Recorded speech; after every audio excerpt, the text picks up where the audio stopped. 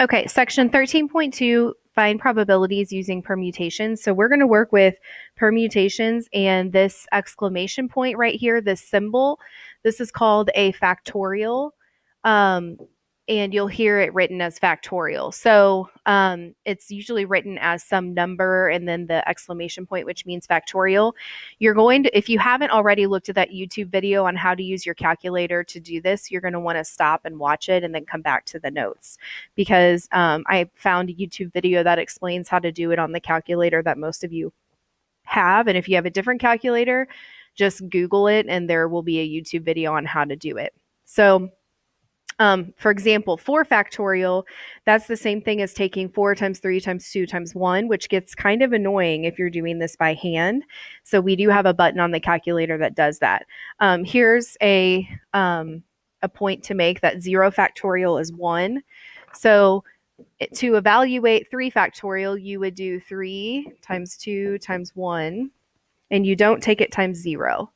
So 3 factorial is 6, and you should be able to find this on your calculator too. So 5 factorial is 5 times 4 times 3 times 2 times 1. So you get a total of 120 there.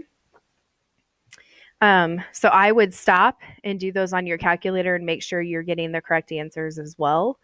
It's usually under the PRB button. Again, go back and look at that YouTube video and watch how to do it. So if you go through and evaluate 10 factorial, I would pause and evaluate these two and then check your answers.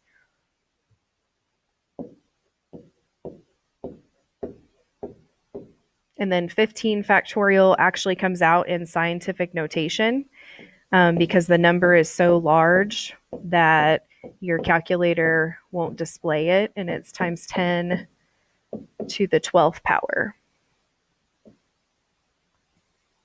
Okay, so the next thing we're going to look at is a permutation. So permutation is an arrangement of objects in which order is important. So for example,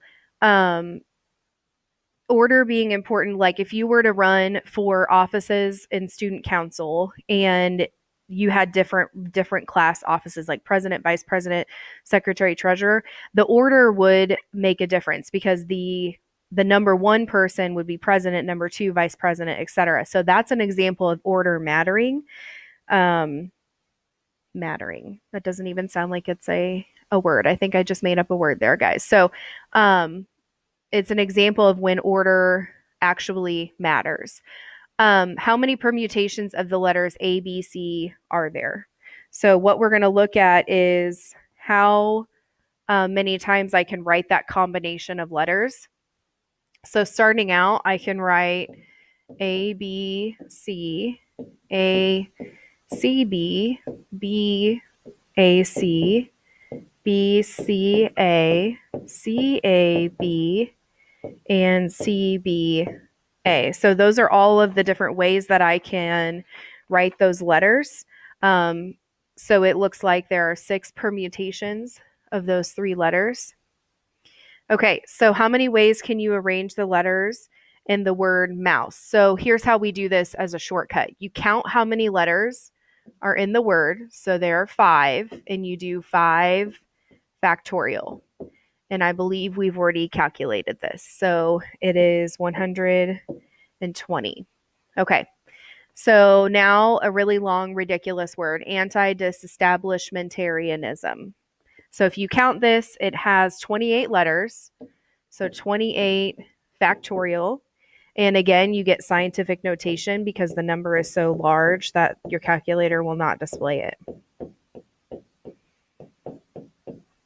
So that is how many different ways you can write those letters, rearrange them. That's a lot of different ways.